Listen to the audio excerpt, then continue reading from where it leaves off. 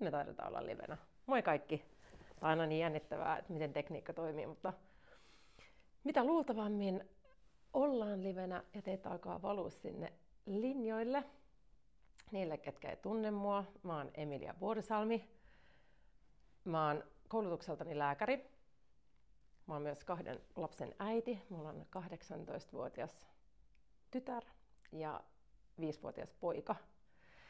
Tämän lisäksi mä oon kokonaisvaltaisen hyvinvoinnin asiantuntija. Mä oon ikään kuin vähän puolen vahingossa ajautunut sieltä perinteisestä lääketieteestä tänne ennaltaehkäisevään maailmaan. Ja tuntuu, että on kiva tehdä tätä luentoa ja näitä kursseja, kun mä oon siis 44 vuotta ja tuntuu, että mä oon tällä hetkellä ehkä paremmassa tasapainossa kuin koskaan. Ja sen takia mä haluankin rohkaista kaikkia siihen ajatukseen, että kun usein ajatellaan, että kun me tulee vaikka ikää lisää, että tulee haasteita enemmän, että ehkä jos se ei olekaan totta. Ehkä jos me ikäännytään, me aletaankin ymmärtämään itseämme syvemmin ja päästään parempaan tasapainoon. Ja käykin niin kuin esimerkiksi mulle on käynyt, että mä nukun tällä hetkellä paremmin ja monet oireet, jotka on kymmeniä vuosia haitannut mua, kuten selkäkivut ja tietty sellainen levottomuus ja ajoittainen ahdistus, niin ne onkin vähentynyt. Miksi näin on käynyt, niin mä uskon, että pitkälti sen takia, että mä oon saanut mun rakkaushormonit kestävästi tasapainoon. Muahan on täällä Suomessa tituleerattu usein rakkauslääkäriksi. Ja mun matka tähän maailmaan alkoi 10 vuotta sitten, tai sitten yli 10 vuotta, koska mä olin silloin hirveässä sydänsuruissa ja mä oireilin tosi paljon. Mulla tuli tosi kovia uniongelmia, tosi kovia selkäkipuja, paniikkikohtauksia, vaikka mitä. Ja tuntui, että mun terveys oli ihan niin kuin jo menossa. Ja hakeuduin lääkäriin ja kaikki sanoivat, että ei ne voi tehdä mitään noille sun oireille, että ne johtuu selkärangan kulumista ja lopeta tennis ja lopeta joogaamiset ja vaan koita selvitä. Ja mä en halunnut ottaa tätä viestiä vastaan, vaan mä päätin, että hei, että jos mä 2 vuotta sitten olin ihan terve, niin ja tässä välissä on ainoastaan tapahtunut NS-rakkauden menetys, niin rakkauden voimanhan pitää myös voida parantaa mut. Ja siitä Kelasta lähti mun tutkimusmatka rakkaushormoneihin. Mä päätin selvittää, miten mä voisin tasapainottaa tai saada sen tämmöisen pehmeän rakkauden parantavan voiman ilman, että mä oon välttämättä parisuhteessa. Tavallaan täysin riippumatta parisuhdestatuksesta. Ja loppujen lopuksi mä kräkkäsin sen tavallaan tieteellisen koodin. Mun viimeinen kirja Rakkaus haltuun. Siellä on sellainen 12 askeleen resepti, miten jokainen meistä voi tasapainottaa nämä päärakkaushormonit, joista tänään puhutaan, eli dopamiinin, oksitosiinin ja serotoniinin kestävästi. Ja mä puhun aika monilla kielillä, koska mä oon lääkäri, niin periaatteessa mähän välillä puhun niin kuin neurotieteen termeillä, välillä ehkä hormonien kielellä, mutta loppujen lopuksi mä uskon, että kaikkihan menee niin kuin energiaan. Ja kun meidän energia virtaa vapaasti ja me ollaan myös hyvässä energeettisessä tasapainossa, niin silloin meidän keho niin kuin alkaa parantamaan itseään, korjaamaan itseään, kehittämään, kasvamaan. Ja niin mielen, sielun kuin kehon tasolla, niin me aletaan voimaan paremmin.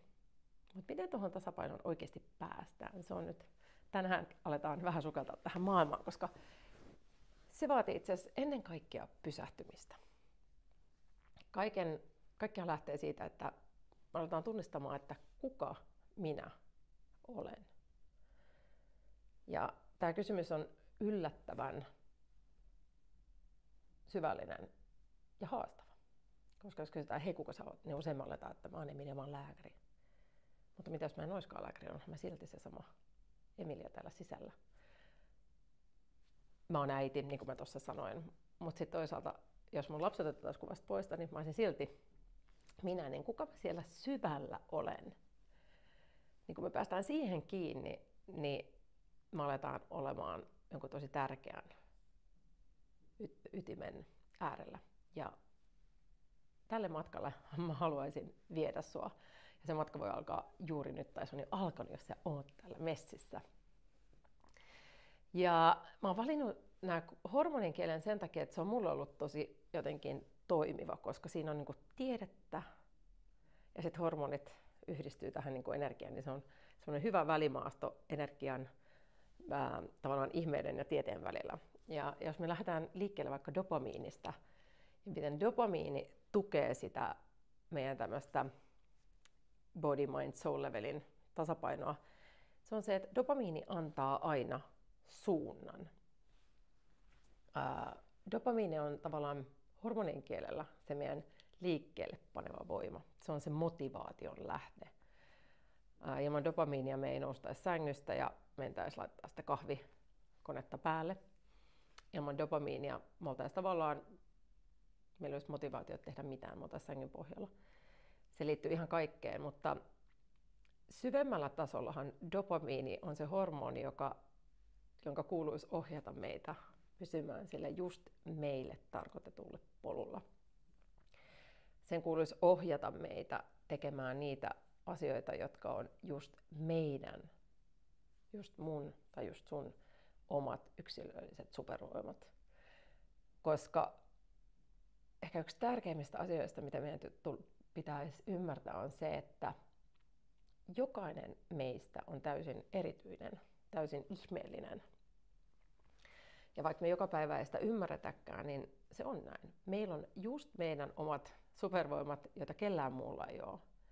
Ja jos me opitaan hyödyntämään niitä mahdollisimman hyvin, niin usein me otetaan voimaan tosi paljon paremmin. Voin kertoa esimerkin, miksi me ei usein niitä hyödynnetä omasta lapsuudestani, koska kun mä olin pieni Emilia ja asuin tuolla Vehmaalla Varsinais-Suomessa 2,000 ihmisen kunnassa, niin mä aina päässäni haaveilin näyttelemisestä ja Hollywoodista ja esiintymisestä ja mä rakastin urheilua, mä rakastin viihdyttää, mä rakastin rakentaa pikkubisneksiä, kaikkea tällaista. Mä olin tosi hyvä koulussa ja mä olin tosi hyvä matikassa, fysiikassa ja kemmassa myös, niin kuin kaikissa itse asiassa muissakin aineissa. Mulla oli luontaisesti koulu aika helppoa, niin siinä matkan varrella alettiin tosi paljon niin kuin ohjaamaan ulkopuolelta, että hei, et sä oot niin hyvä näissä, että susta tulisi hyvä lääkäri. Ja kun mä katson meidän perheen niin kuin kuva-albumia, niin mutta usein lapsena jo puettu lääkäriksi. Mun sisko on siinä hoitajana ja hän tekee nykyään paljon hoitoa käsillään, energiahoitoa, ja sitten mun veli on sitten siellä jonain potilaana tai jossain muussa roolissa. Mutta se jännä, miten ulkopuolelta alkoi tulla semmoinen niin kuin tavallaan varmaan alitajuntainen työntövoima sinne lääkäriyteen. Ja loppujen lopuksi, koska useinhan me ei sit saada ihan kiinni niistä, tai jos mäkin olisin silloin jo nuorena, kun ollut oikeasti rehellisesti mun sisäistä ääntä, niin mä olisin varmaan hakenut jollekin luovimmalle alalle, tai vaikka kauppikseen, koska mä rakastin myydä, mutta tosiaan sit kun ei oikein tiennyt, että minne sitä menisi, niin kuunteli ulkopuolta, meni lääkikseen. Mä rakastin opiskella lääketiedettä, mutta siellä mulla tuli jo semmoinen olo, että ei hitto, että eihän täällä puhuta mitään ennaltaehkäisevistä jutuista. Ja eri erikoisalat ei kommunikoi keskenään. Että mä jotenkin haluaisin nähdä sitä isoa kuvaa. Mutta se oli ehkä yksi syy, miksi mä aloin silloin oireilemaan, kun mä olin siinä perinteisessä lääkärin roolissa, koska mä en pystynyt hyödyntämään mitään niitä mun omia supervoimiani. Ja tänään meillä on aika tämmöinen lyhyt luento, mutta mä kehottaisin sua pysähtymään nyt hetkeksi ja miettimään, että mitkä on sun supervoimat? Mistä asiasta sä dikkaat luontaisesti niin paljon, että sä oot siinä tavallaan tosi hyvä? Ja miten sä pystyisit arjessa hyödyntämään niitä enemmän? Miten sä pystyisit ehkä sun työssä vielä valjastamaan sitä puolta enemmän tai sitten vähintään niin kuin kotona tai harrastusten kautta? Koska mä olin sanomalla puhumassa semmoisessa merkityksellinen työseminaarissa joskus, tai taisin moderoida sitä. Ja mä muistan, kun siellä oli paljon esimerkkejä sit näistä ihmisistä, ketkä kokee, että he oli löytynyt merkityksellisyyden polun. Niin valitettavan usein se oli sen takia, että he oli saanut potkut tai sairastunut. Ja sitten he oli ymmärtänyt, että sen sijaan, että he haluavat olla vaikka myynnissä, niin he haluavat olla parturikampaamoja tai joku huippurahoituspuolen tyyppi olisi alkanut sairaanhoitajaksi, koska tajusi, että se oli itse se, mitä halusi tehdä. Niin nämä rohkeat pysähtymiset sen äärelle, että kuka minä olen, mitkä on just ne mun supervoimat, on ehkä sitä tärkeää työtä, mitä meidän kaikkien pitää aina tasaisesti tehdä. Ja se ei tarkoita, että teidän tarvitsee nyt vaihtaa duunia tai saman tien vaihtaa parisuhdetta, mutta että alkaa kuitenkin tekemään itselleen jo sitä työtä, että minne päin oikeasti haluaa kulkea. Koska mäkin olen eksynyt reitiltä monta kertaa, mutta sitten me löydetään takaisin ja usein kun me löydetään takaisin, niin me ollaankin vielä paljon vahvempia. Ja nyt kun itse olen just 44, niin huomaa, että tämä on myös sitä ikää, mistä mä tuolla kurssilla tuun puhumaan vähän premenopausista myös siellä viimeisellä kerralla, kun me täytetään 35, naisilla varsinkin, niin stressihormonien sieto alkaa vähän heikentyä. Ja se tekee sen, että meidän on pakko alkaa valitsemaan. Meidän on pakko alkaa laittamaan rajoja, minne me tätä energiaa, eli minne se dopamiini meitä suuntaa. Ja se on tavallaan, voidaan nähdä silleen, että se on huono asia, koska me kuormitutaan, me burnoutetaan helpommin, mutta totuudessa se on hyvä asia, koska meidän on pakko tehdä niitä päätöksiä, jotka vie meitä kohti sitä polkua, mitä meidän kuuluisi kulkea. Ehkä tämä on tämmöistä viisastumisen aikaa, ja olen tosi iloinen, että te kaikki olette siellä ja me yhdessä ollaan tällä matkalla, jotta me löydetään ne syvät omat itsemme, ketkä kaikilla meillä on täällä sisällä, mutta siinä on usein luotu paljon kerroksia ympärille, niin me ei enää päästä sinne niin helposti kiinni. Ja kerroksista puheen ollaan tulee mieleen serotoniini, eli toinen meidän päärakkaushormoneista. Koska jos dopamiini oli se, joka antaa meille suunnan, motivaation, siihen liittyy, me tullaan puhuttua kurssilla paljon luovuudesta, miten lisätä sitä arjessa, unelmista, miten saada ne tapahtumaan. Mulla on monet ihan hullutkin unelmat, kuten se, että mä sain pääroolin 41-vuotiaan kullannupuista toteutunut tietyillä harjoituksilla. Tai mä koin, että ne on ollut tietyssä roolissa, esimerkiksi tappingin avulla, millä mä oon saanut purettua näitä suojamuureja, mitä me matkan varrella ollaan rakennettu. Ja se liittyy serotoniiniin, koska serotoniini on se hormoni, joka haluaa pitää meidät aina turvassa. Koska meidän ihmisten on ollut tosi tärkeää, ihan vaan sen takia, että me säilyttäisiin hengissä, valita usein se turvallisin vaihtoehto. Ongelma on se, että kun meillä tulee joku negatiivinen kokemus, joku ihminen vaikka sanoo jotain, joka pelästyttää meitä tai saa meidät tuntemaan itsemme häpäistyksi tai surulliseksi, niin se jättää meihin jäljen ja luo suojamuuri, jotta sitä ei tapahtuisi uusiksi, jotta me ei loukattaisi, jotta meidän stressit ei nousisi siitä. Ja kun näitä tulee lisää ja lisää, niin se voi ollakin, että siihen tulee sellainen iso tavallaan kiviseinä eteen, että me ei uskalleta enää mennä sinne päin. Ja esimerkiksi mulla oli käynyt noin tuon näyttelemisen kanssa, että mulla oltiin aikoinaan sanottu, että susta ei ole näyttelijäksi, että sä et ole tarpeeksi niin kuin karismaattinen ja hyvä TV:seen. Ja se satutti mua silloin aikoinaan niin paljon, että mä ikään kuin, mä muistan, kun ihan fyysisesti supistuin, aloin itkeä. Ja varmaan pitkäksi aikaa mulla tuli semmoinen, että mä en tule puhumaan edes tästä asiasta kenellekään, että se oli joku hullu ajatus. Mutta ei ole hulluja unelmia. Jokainen teidän unelma, niillä on jokaisella tarkoitus. Koska mäkin olen vasta viime aikoina huomannut, että jokainen mun unelma, mä oon kaikki ne nyt kaivannut esiin. Ja nyt ne johdattaa mua oikeaan suuntaan. Ja se, että ne tuntuu välillä hullulta, on se, että ihmiset yrittää välillä tuentaa teitä väärään suuntaan, ehkä heidän omien haasteiden vuoksi. Mutta tärkeintä olisi, että me otetaan ne meidän unelmat siitä huolimatta tosissaan. Me ei tarvitse huudella niitä tuonne ympäri, voidaan huudella, mutta me voidaan vaikka kirjoittaa ne paperille, koska silloin ne tekee myös jäljen meidän, sitä kutsutaan tämmöiseksi, tai ne periaatteessa meidän aivot alkaa suosimaan niitä asioita, jotka johdattaa meitä kohti sitä unelmaa. Sitä kutsutaan value taggingiksi, eli ne asiat alkaa nousee meidän aivojen arvojärjestyksessä korkeammalle. Siihen perustuu esimerkiksi se, että mä kirjoitan aina kaikki mun unelmat ihan vaan postit lapuille ja laitan seinälle. Ja sitten vuoden päästä, 2 päästä, 3 päästä, vuoden päästä, niin mä yleensä huomaan, että hups, tämäkin unelma on toteutunut. Mutta se vaatii sen serotoniinin tasapainon, eli sen, että me pystyttäisiin purkamaan niitä rajoittavia uskomuksia, niitä esteitä, mitä siellä on luotu, miksi me ei nyt edes ehkä uskalleta mennä sitä kohti. Tämä liittyy myös parisuhteeseen. Se voi olla, että me ollaan esimerkiksi kasvettu semmoisessa ympäristössä, että siellä on ollut aina huutoa ja draamaa, niin se tuntuu meistä tosi turvalliselta. Ja sen takia alitajuntaisesti vaikka me ei haluta, niin me vaan alitajuntaisesti uudestaan ja uudestaan ajaudutaan semmoisiin suhteisiin, missä on draamaa ja ne kuluttaa meitä, koska alitajunnassa se tuntuu turvalliselta. Ja tähän taas me joudutaan tekemään harjoituksia, joita me tullaan kurssilla käymään läpi, millä me pystytään uudelleen ohjaamaan meidän aivoja tykkäämään turvallisuuden tunteesta ja tylsyydestä.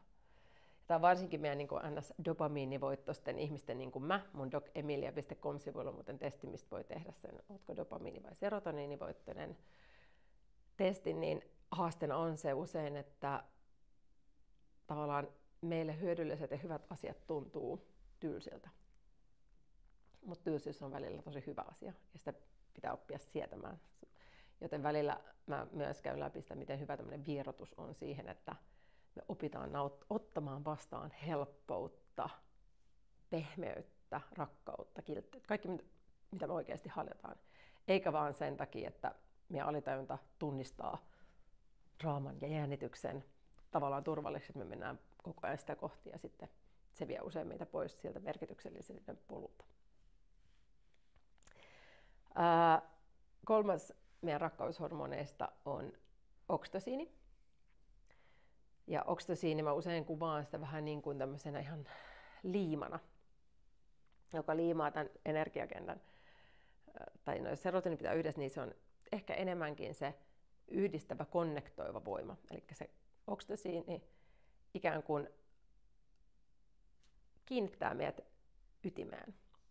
Eli jossainhan on se kaikki tieto, mitä me ollaan, ketä me ollaan, mitä meidän geeneihin tulee. Jos ajatellaan, että kaikki syntyy pienestä jyväsestä, siellä on joka solussa on se kaikki tieto. Jokainen solu itse asiassa on mielenkiintoista. Mä oon opettanut kemiaa ja fysiikkaa aikoinaan ja coachannut lääkikseen pyrkiviä, niin mä aina silloin mietin sitä, että miten jokaisessa solussa on se kaikki tieto. Ja se pystyy erikoistumaan. Nykyään sitä käytetään paljon, että me otetaan solu, laitetaan se hyvään ympäristöön, niin se osaa kasvaa vaikka kädeksi. Esimerkiksi vauvoilla, jos sormi menee poikki, niin se osaa kasvaa sormeksi. Se tieto on siellä, mitä se tekee.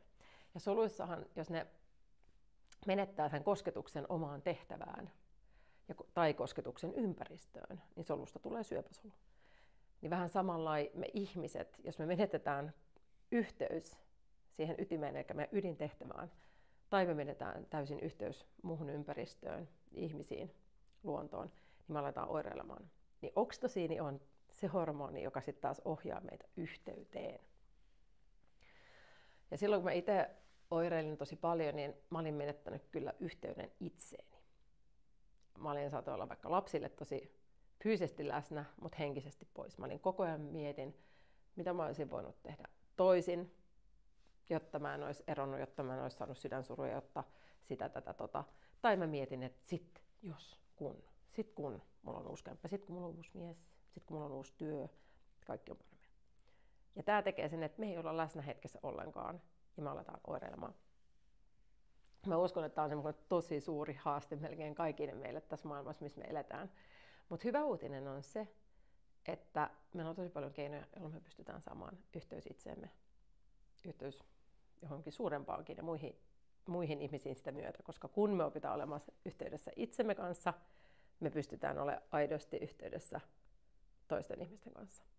Mä muistan silloin, kun mä olin aikoinaan lääkäri ja en ollut yhteydessä itseeni, mun mielestä mä olin aika paskalääkäri, koska varmaan niin kuin mä osasin tehdä sen perustyön hyvin, mutta nyt tänä päivänä, mitä mä ajattelen myös lääkäriydestä, niin tärkeintähän olisi se, että se lääkäri on tosi läsnä ja kohtaa potilaan.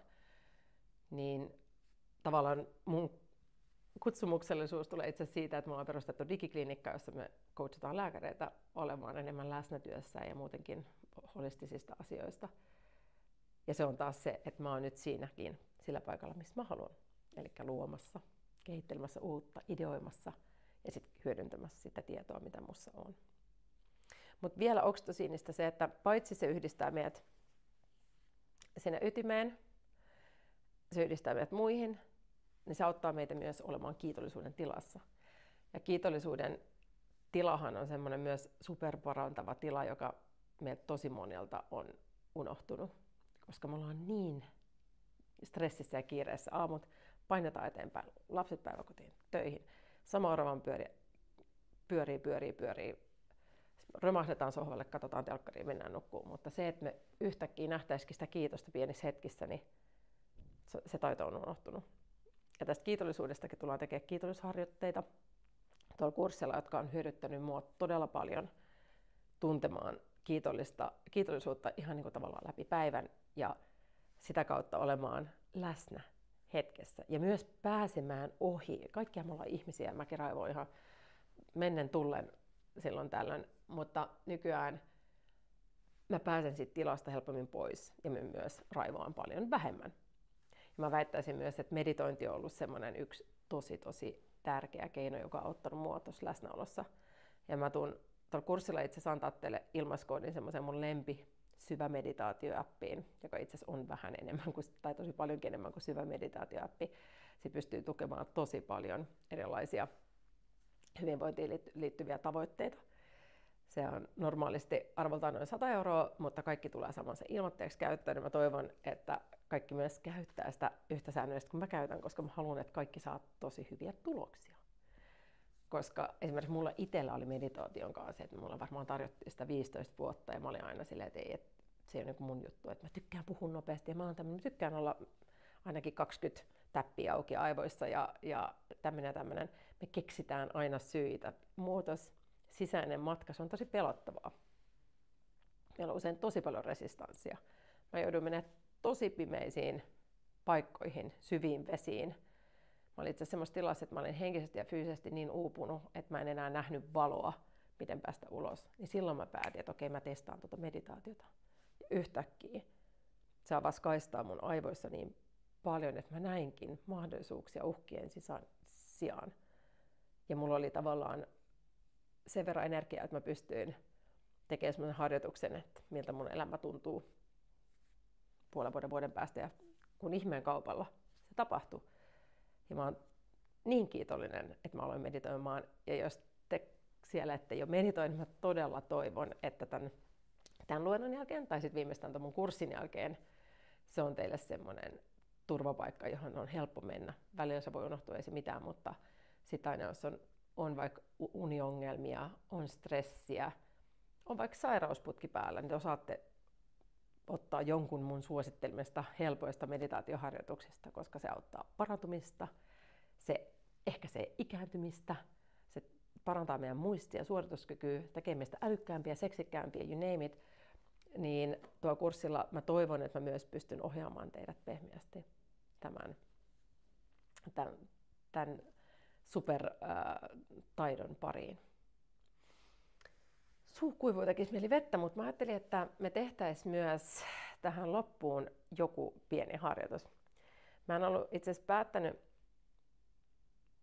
tätä ennen, että mikä se on, mutta nyt tällä hetkellä musta tuntuu, että mä tykkäisin opettaa teille ihan vähän perusteita tuosta tappingista, mitä mä tuun opettaa tosi paljon sit lisää tuolla kurssilla. Eli tapping on sama kuin emotional freedom technique.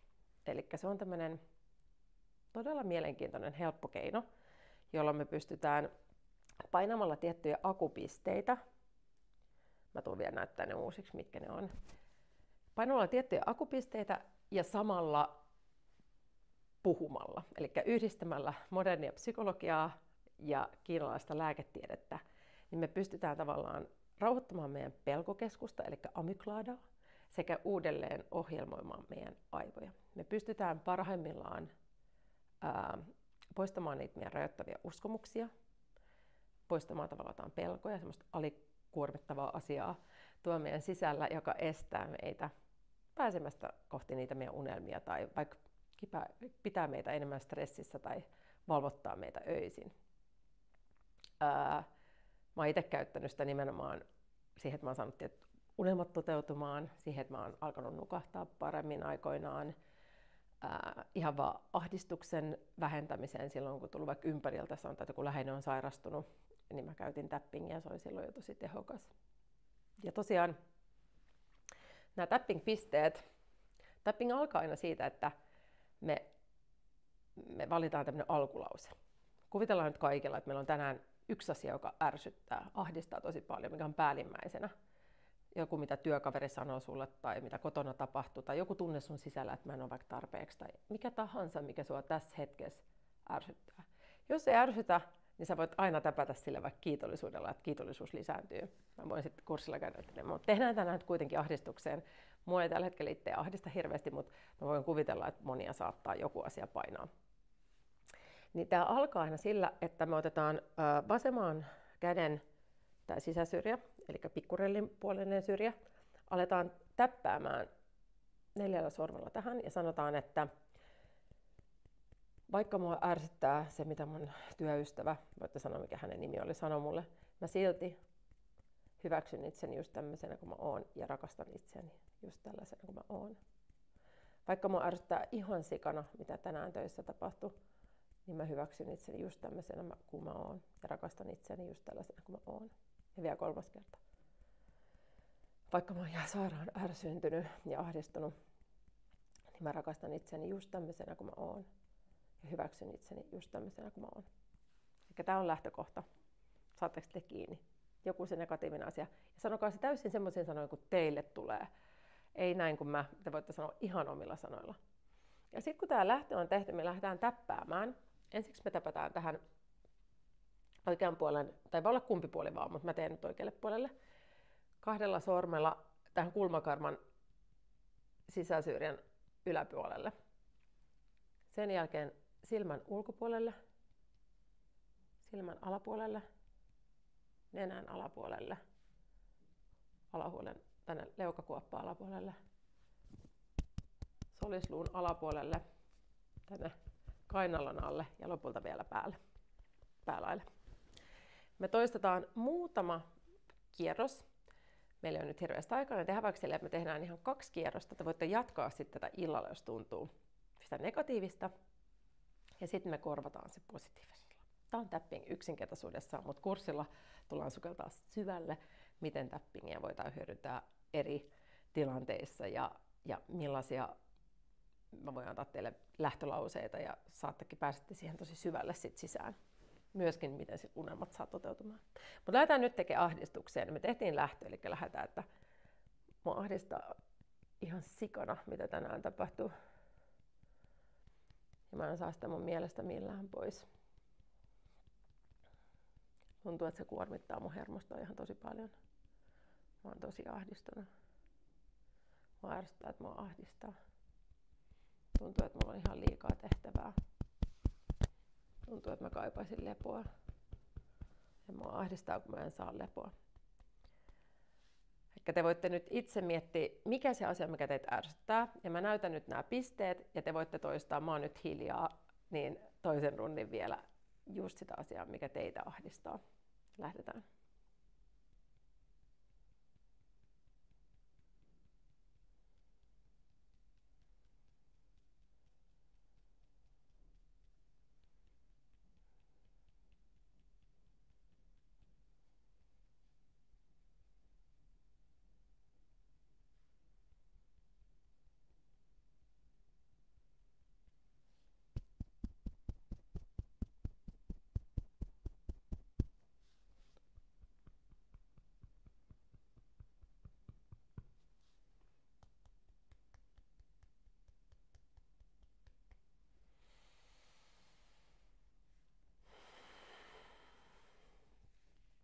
Mistä susta tuntuu? Tässä pointti on se, että kun me tehdään muutamia kierroksia tällä negatiivisella lauseella, niin samalla kun se ärsytyksen tunne, me tuodaan se pintaan, me rauhoitetaan meidän hermostoa. Mun pitäisi muuten sanoa tätä, tuolla oli jo kurssin alussa disclaimerit, että tämä on tarkoitettu vain hyvinvoinnin lisäämiseen. Että jos sulla on joku diagnoosi, lääkitys, sairaus, niin aina silloin konsultoi ensin lääkäriä, kannattaako tehdä tätä. Mutta me tehdään tätä. Oletus on se, että me ollaan kaikki niin sanotusti perusterveitä ja tehdään tätä hyvinvoinnin lisäämiseen. Mutta pointtina on se, että tämä periaatteessa tuo sen negatiivisen tunteen pintaan ja samalla näillä akupisteillä me pystytään rauhoittamaan se meidän pelkokeskus. Eli se opettaa, että sä oot silti turvassa, vaikka sulla on tämä tunne. Ja näin se alkaa pikkuhiljaa menettää voimansa. Ja te huomaatte jos tätä olisi jatkanut vielä muutaman kierroksen, niin, tai ehkä joku huomasi nyt jo, että olo onkin rentoutuneempi ja se ahdistus on vähentynyt. Nyt on mennyt puoli tuntia, mutta tehdään vielä yksi kierros sitä positiivista, mitä tehtäisiin tähän päälle. Että itse asiassa mä huomaan, että kaikki on loppujen lopuksi ihan hyvin. Ja mä tiedän, että asiat selkiytyy. Mulla on nyt jo vähän parempi olo. Ja mä tiedän, että kaikki on ihan hyvin. Mä tiedän, että mä oon turvassa. Ja asiat järjestyy. Kun mä vaan muistan antaa aika itselleni. Mä tiedän, että kaikki on hyvin. Ja asiat järjestyy.